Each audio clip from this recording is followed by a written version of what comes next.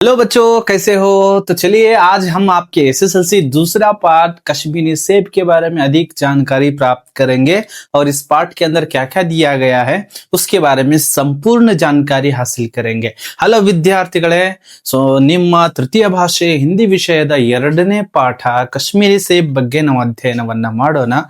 ಏನೆಲ್ಲ ಕೊಟ್ಟಿದ್ದಾರೆ ಹಿಂದಿಯಲ್ಲಿ ಅದರ ಸಮರಿಯನ್ನ ಜೊತೆಗೆ ಸ್ವಲ್ಪ ಸ್ವಲ್ಪ ಕನ್ನಡನೂ ಕೂಡ ಮಿಕ್ಸ್ ಮಾಡ್ತಾ ನಾವು ಸಾಗೋಣ। तो अब तक किसी ने जकर एकेडमी को सब्सक्राइब नहीं किया है तो जरूर सब्सक्राइब करिए। चलिए हम इस वीडियो को प्रारंभ करते हैं। तो ठीक है, हम कश्मीरी सेब के बारे में पढ़ेंगे। तो बच्चों, क्या आप जानते हैं कश्मीरी सेब ही इस पार्ट का नाम क्यों है? तो चलिए अब हम देखेंगे। यहाँ पर आपको चित्र दिख रहा है। यस, किसका चित्र है? नागपुर के संतरे दिख रहे हैं, नागपुर के संतरे। क्योंकि नागपुर के अंदर प्रसिद्ध जो फ्रूट है वो उसको हम क्या कहते हैं? संतरे हैं। और इसी तरह से बच्चों आप देखिए, आपको आम दिख रहा है। यस, आम कहां पर प्रसिद्ध है? बोलिए बच्चों। यस, कहां पर? रत्नागिरी, जो कि महाराष्ट्र के अंदर आता है। अल्फांसो कहते हैं या फिर हापूस आम भी हम उसको कहते हैं। सो ಇಲ್ಲಿ ಇವೆಲ್ಲ ಪ್ರಸಿದ್ಧಿಯನ್ನ ಪಡೆದಿದ್ದಾವೆ। ऐसे ही जो सेब होते हैं, सेबों की प्रसिद्धि के लिए कौन सा शहर जाना जाता है या फिर कौन सा राज्य जाना जाता है? बिल्कुल सही, कश्मीर जाना जाता है। इसलिए इस पाठ का जो है, क्योंकि सबसे बढ़िया, सबसे आला, सबसे उत्तम गुण वाले जो सेब मिलते हैं हमें कहां पर मिलते हैं? कश्मीर के मिलते हैं। और इसी के वजह से वहां पर जो सेब हमारे यहाँ पर मिलते हैं उनकी तुलना में उनका रेट यानी कि जो उनकी मूल्य होती है वो भी अधिक होती है, क्योंकि वो अच्छे और बढ़िया हैं और पूरे दुनिया के अंदर प्रसिद्ध हैं। इस कारण से कश्मीरी सेब पाठ का नाम दिया गया है। तो चलिए इस पाठ को हम प्रारंभ करते हैं। सबसे पहले हम समझेंगे पाठ का आशय। इस पाठ से हम क्या क्या सीखेंगे या फिर क्या समझेंगे इस पाठ के अंदर। तो सबसे पहले इस कहानी में बाजार में लोगों के साथ होने वाली धोखेबाजी पर प्रकाश डाला गया है। तो बच्चों, बाजार के अंदर जब हम चीजें खरीदने जाते हैं तो हमारे साथ क्या होता है? बहुत सारा धोखा होता है। वहां के दुकानदार हमें कुछ बेईमानी से वस्तुएं बेच देती हैं। उसी के ऊपर इस पाठ आधारित है और उसके ऊपर यहाँ पर बाजार के अंदर होने वाली ಮಾರುಕಟ್ಟೆಯಲ್ಲಿ ಆಗುವಂತಹ ಮೋಸದ ಆಟದ ಬಗ್ಗೆ ಇಲ್ಲಿ ಪ್ರಕಾಶವನ್ನ ಹಾಕಲಾಗಿದೆ। इसी तरह खरीदारी करते समय सावधानी बरतने की आवश्यकता पर जोर दिया गया है।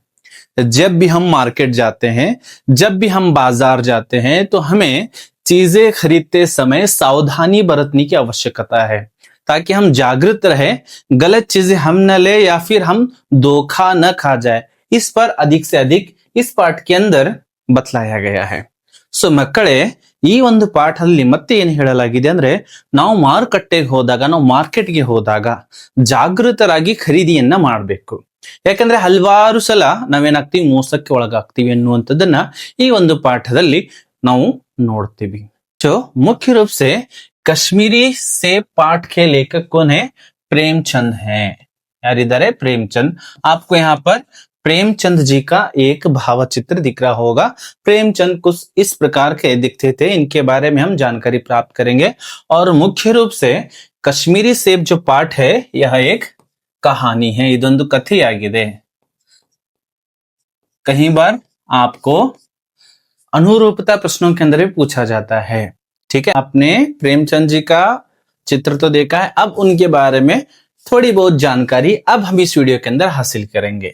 तो इनका जीवन यात्रा और इनके संघर्ष के बारे में जानेंगे।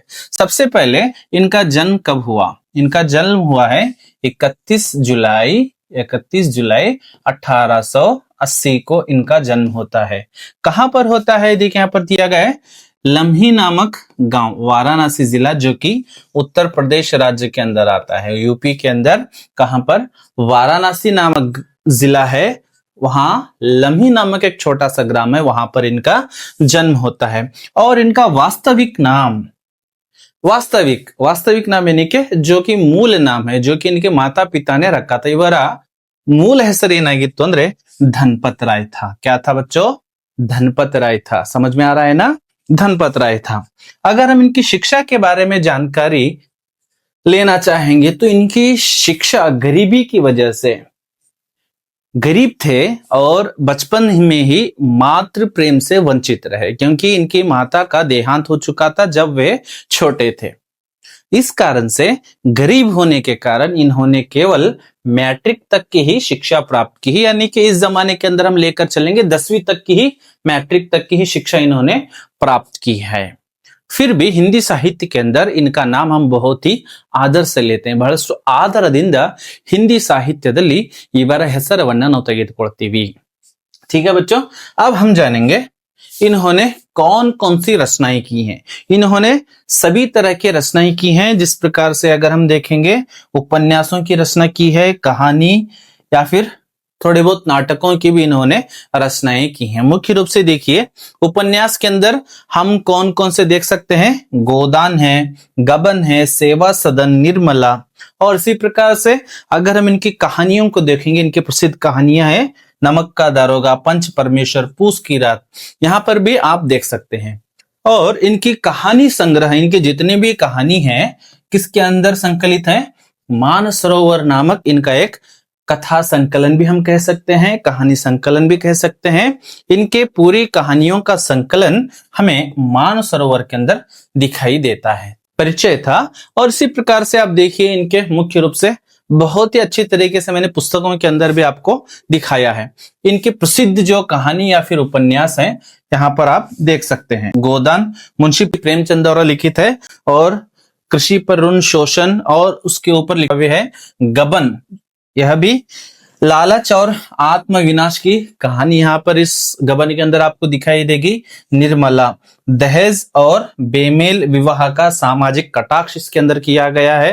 कर्मभूमि इनका और एक उपन्यास है जिसके अंदर सामाजिक सुधार और राष्ट्रीय आंदोलन के बारे में हम यहाँ पर देख सकते हैं। इसी प्रकार से सेवा सदन, महिला सशक्तीकरण और सेवा का मार्ग यहाँ पर सेवा सदन के अंदर दिखाई देता है। ಇವೆಲ್ಲ ಅವರ ಪ್ರಸಿದ್ಧ ಉಪನ್ಯಾಸಗಳು। ಮಹತ್ವಪೂರ್ಣ ಶಬ್ದ, ಈ ಪಾಠದಲ್ಲಿ ಬರುವಂತ ಹೊಸ ಪದಗಳು ಯಾವ್ಯಾವು ಎನ್ನುವಂಥದ್ದನ್ನ ಇವಾಗ ನಾವು ನೋಡ್ತಾ ಸಾಗೋಣ। सबसे पहले हम देखेंगे मेवा फरोश। ठीक है, मेवा फरोश हम किसको कहेंगे, जो कि फल या फिर मिठाइयों का व्यापार करते हैं, यानी कि ड्राई फ्रूट्स और फलों को व्यापार करते हैं, उनको हम कहते हैं। लेकिन यहाँ पर हम लेंगे ताजे फल बेचने वाले को मेवा फरोश कहते हैं। ಹಣ್ಣನ್ನು ಮಾರುವವನು, ಸರಿನಾ, ಹಣ್ಣಿನ ವ್ಯಾಪಾರಸ್ಥ ಅಂತ ನಾವು ತೆಗೆದುಕೊಳ್ಳಬಹುದು। ನಜರ್, ನಜರ್ का अर्थ होता है ಕಣ್ಣಿಗೆ ಬೀಳುವಂತ ಅಥವಾ ದೃಷ್ಟಿ ಅಂತ ಹೇಳ್ಬೋದು। नीम कौड़ी, नीम का फल है ना, ಬೇವಿನ ಹಣ್ಣು ಅಥವಾ ಬೇವಿನ ರಸ ಅಂತ ಕೂಡ ನಾವಿಲ್ಲಿ ಕರೀಬಹುದು। लौंडा यानी के बालक या फिर दुकान के अंदर काम करने वाला नौकर को हम लौंडा कहते हैं। मोल भाव, ठीक है, कीमत तय करना, चौकासी, ವ್ಯವಹಾರವನ್ನ ಮಾಡುವುದು। ನಾವು ಅಂಗಡಿಯಲ್ಲಿ ಹೋದಾಗ ಏನ್ ಮಾಡ್ತೀವಿ, यस मोल भाव करते हैं, ये कितने में है, इसको आपने कितने में दिया, मुझे इतनी में चाहिए, ಇದೆಲ್ಲವನ್ನ ಮಾತನಾಡೋದಕ್ಕೆ ಏನಂತ ಕರಿತೀವಿ, यस मोल भाव कहते हैं। कायदा, कायदा यानी के पद्धति या फिर नियम या फिर रीति भी हम उसको कह सकते हैं, पद्धति ಅಂತ ಕೂಡ ಕರಿಬಹುದು। बेदाग, बेदाग यानी कि जिसके अंदर कोई दाग न हो, साफ हो, बिना दाग के हो, शुद्धवाद अथवा कलंकविಲ್ಲದ ಅಂತನೂ ಸಹಿತ ನಾವು ಇಲ್ಲಿ ಕರಿತೀವಿ। भांप लेना, भांप लेना इसका अर्थ क्या होता है, पहचानना अथवा ಗ್ರಹಿಸುವುದು, ಮುಂಚೆನೆ ಗೊತ್ತಾಗುವುದು। चौकस, चौकस का अर्थ होता है सचेत रहना या फिर सावधान रहना, ಎಚ್ಚರದಿಂದಿರುವುದು, ಜಾಗೃತಿಯಿಂದಿರುವುದು। साख, साख ಅಂದ್ರೆ घनते या फिर हम प्रतिष्ठा कहते हैं, लेन देन भी हम कह सकते हैं, मुख्य रूप से प्रतिष्ठा कह सकते हैं, कन्नड़ में हम उसको कह सकते हैं घनते। तो कुछ यहाँ पर शब्दार्थ थे जो कि आपके पाठ के अंदर अब आगे आने वाले हैं। चलिए बच्चों पाठ को हम प्रारंभ करते हैं। सबसे पहले लेखक, ಈ ಒಂದು ಪಾಠದಲ್ಲಿ लेखक अपने स्वयं अनुभव को बता रहे हैं। लेखक मुंशी प्रेमचंद जी अपने साथ घटित घटनाओं को बता रहे हैं इस कहानी के अंदर।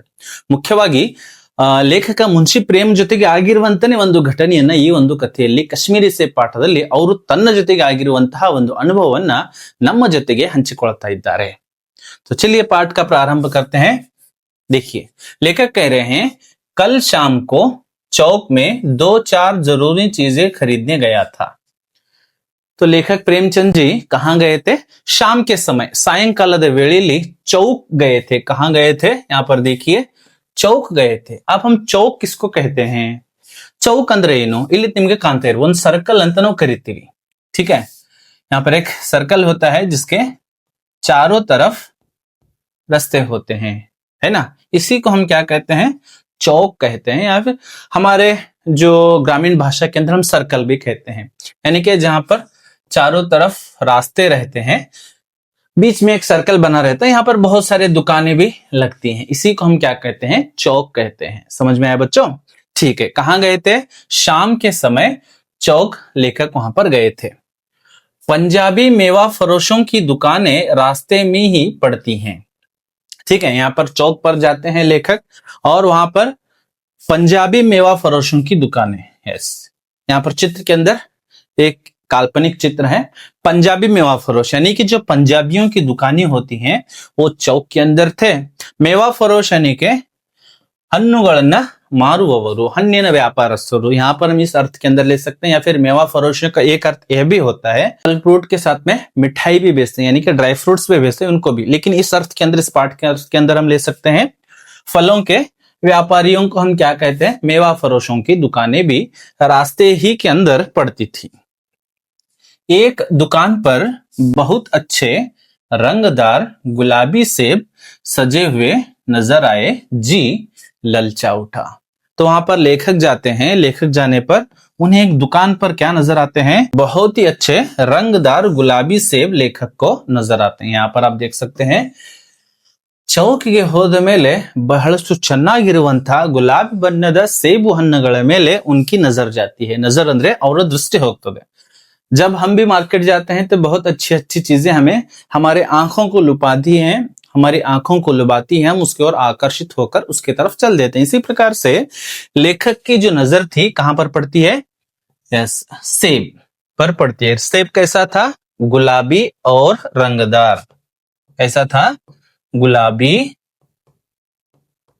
रंगदार गुलाबी था, रंगदार. ठीक है, इसको देखते ही लेखक का जी क्या होता है?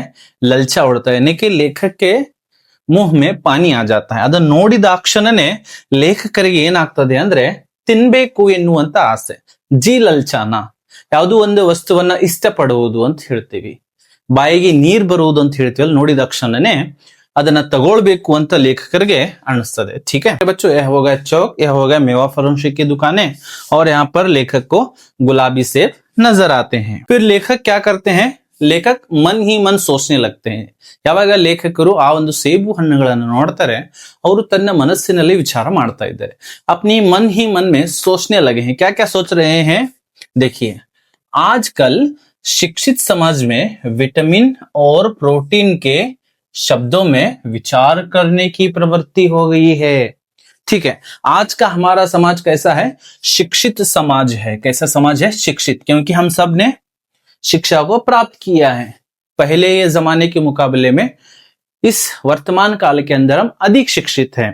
ಲೇಖಕರು ಏನ್ ಹೇಳ್ತಾ ಇದ್ದಾರೆ ಅಂದ್ರೆ, ಹಿಂದಿನ ಕಾಲಕ್ಕಿಂತ ಈ ಕಾಲ ಹೆಚ್ಚಿಗೆ ಶಿಕ್ಷಿತರಾಗಿದ್ದೀವಿ. ಇವತ್ತಿನ ಈ ಒಂದು ಶಿಕ್ಷಿತ ಸಮಾಜದಲ್ಲಿ ಎದರ ಬಗ್ಗೆ ಹೆಚ್ಚಿಗೆ ವಿಚಾರ ಮಾಡ್ತಾ ಇದ್ದೀವಿ? ಎಸ್, ಕಿಸ್ಕೆ ಬಾರೆ में? विटामिन और प्रोटीन के बारे में.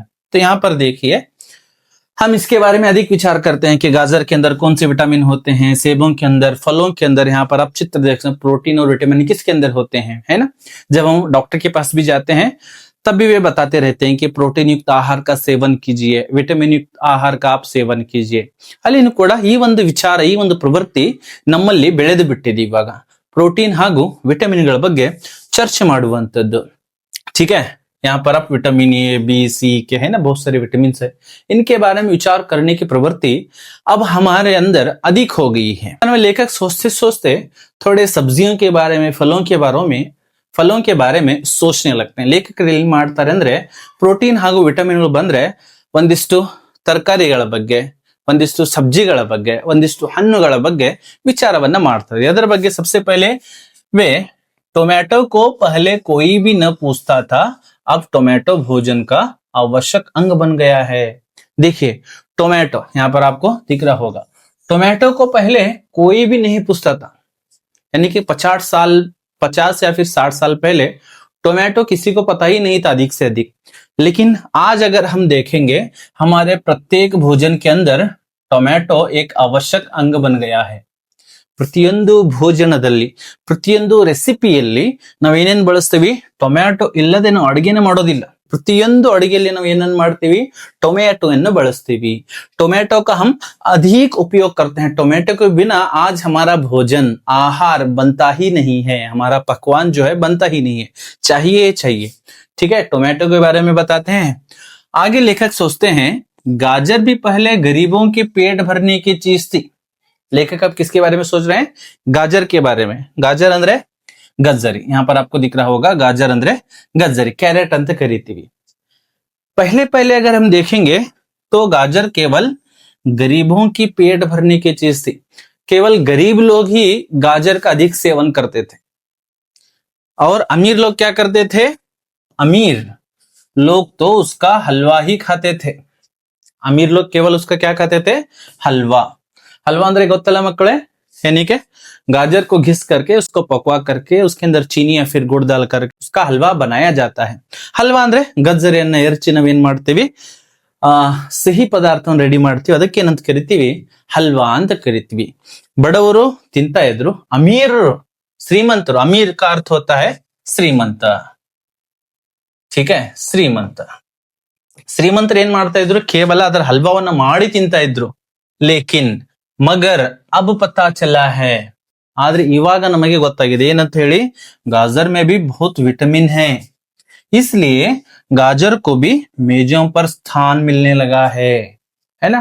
पहले हमें पता नहीं था गाजर के बारे में उतना, लेकिन आज शिक्षित समाज होने के कारण विटामिन और प्रोटीन के बारे में हम अधिक जानकारी प्राप्त करते हैं. इस कारण से यस, गाजर के अंदर भी क्या है? बहुत सारे विटामिन होते हैं. देखिए, गाजर खानों से हमारे आंखों की रोशनी बढ़ती है. यहाँ पर देखिए गाजर दिख रहा होगा आपको, हलवा भी दिख रहा होगा. पाचन क्रिया सही होती है, हृदय संबंधी जो स्वास्थ्य है वो अधिक बढ़ता है, त्वचा चमकदार बनती है. इस प्रकार से बहुत सारे उपयोग हैं. जब हमने गाजर के उपयोगों को जाना है, क्योंकि इसके अंदर बहुत सारे क्या होते हैं? विटामिन होते हैं. जब से इसका महत्व लोगों को समझ में आया है, इसकी वैल्यू बढ़ चुकी है. तो इस कारण से गाजर को भी कहां स्थान मिलने लगा है बच्चों? मेजों पर स्थान मिलने लगा. यहाँ पर देखिए, है ना, खाने के मेजों पर हो या फिर फलों की जहां बिक्री होती है, दुकानदार भी अब उसको मेजों पर सजाने लगे हैं. क्यों? क्योंकि गाजर के अंदर भी विटामिन होते हैं. ठीक है, दो सब्जियों के बारे में यहाँ पर लेखक बता रहे हैं. एक टोमेटो के बारे में विचार कर रहे हैं और दूसरा जो है गाजर के बारे में विचार कर रहे हैं. यहां से आपको प्रश्न भी आ सकता है ना. मुख्य रूप से कश्मीरी से पाठ से आपको 2 अंकों का प्रश्न आने की संभावना आपके वार्षिक परीक्षा के अंदर अधिक होती है. तो यहां पर आपको ध्यान देने की आवश्यकता है. लेखक प्रेमचंद फलों और सब्जियों के बारे में क्या कहते हैं, अथवा टोमेटो के बारे में क्या कहते हैं, अथवा गाजर के बारे में लेखक के क्या विचार हैं, तब आपको यहाँ पर जो दिया गया है इसको उत्तर के रूप में लिखना है. लेखक और फलों के बारे में सोचते हैं. सेब के विषय में तो यह कहा जाने लगा. अब लेखक आते हैं सेब की तरफ. अब लेखक किसके बारे में विचार कर रहे हैं? फलों के बारे में, सेब के बारे में विचार कर रहे हैं. सेब के बारे में तो कहा जाने लगा है कि एक सेब खाइए तो आपको डॉक्टरों की जरूरत न रहेगी. देखिए, अब चर्चा का विषय है, अगर हम रोजाना प्रतिदिन एक सेब खाते हैं तो हमें डॉक्टर की आवश्यकता नहीं रहेगी. क्यों नहीं रहेगी? क्योंकि सेब के अंदर बहुत सारे विटामिन होते हैं, प्रोटीन्स होते हैं, जिससे हमारा शरीर स्वस्थ बना रहता है. हमें डॉक्टर के पास जाने की आवश्यकता नहीं रहती है.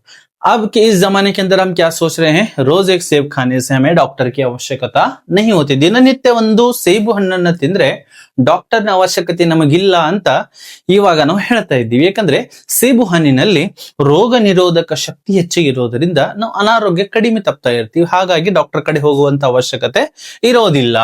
डॉक्टर से बचने के लिए हम नीम कौड़ी तक खाने को तैयार हो सकते हैं, है ना. लेखक आगे बता रहे हैं सेब तो फल है, फिर भी अगर डॉक्टर हमें बता दे नीम कौड़ी ಅಂದ್ರೆ ಬೇವು ಅಂತ ಕರೀತೀವಿ, ಸರಿನಾ. ಬೇವಿನಕಾಯಿ ಅಥವಾ ಬೇವಿನ ರಸನೂ ಕೂಡ ಇವಾಗ ಏನ್ ಮಾಡ್ತಾ ಇದ್ದಾರೆ? ಜನರು ತಿಂತಾ ಇದ್ದಾರೆ ತಮ್ಮ ಆರೋಗ್ಯವನ್ನ ಕಾಪಾಡಿಕೊಳ್ಳಲಿಕ್ಕೆ. अपनी सेहत बनाए रखने के लिए आजकल लोग अगर डॉक्टर बता दे कि आपको नीम कोड़ी खाना है या फिर नीम का रस पीना है, पी भी रहे हैं लोग, है ना, उसके लिए भी हम सिद्ध हो जाते हैं, वह काम भी हम करने लगते हैं। किस कारण से? हमारे सेहत को, हमारी आरोग्य ಒಳ್ಳೆಯದಾಗಿರ್ಲಿ ಎನ್ನುವಂಥದ್ದಕ್ಕೆ ನಾವು ಅದಕ್ಕೂ ಕೂಡ ರೆಡಿ ಆಗ್ತೀವಿ। ಬೇವಿನ ಕಾಯಿಯನ್ನು ತಿನ್ನೋದಕ್ಕೆ ಅಥವಾ ಬೇವಿನ ರಸನೂ ಕೂಡ ಕುಡಿಯೋದಕ್ಕೆ। सेब तो रस और स्वाद में आम से बढ़कर नहीं है तो घटकर भी नहीं। देखिए, जिसको हम फलों का राजा कहते हैं, किसको? आम को। किसको कहते हैं? आम को। ಮಾವಿನ ಹಣ್ಣಿಗೆ ನಾವೇನಂತ ಕರಿತೀವಿ? ಹಣ್ಣುಗಳ ರಾಜ ಅಂತ ಕರಿತೀವಿ।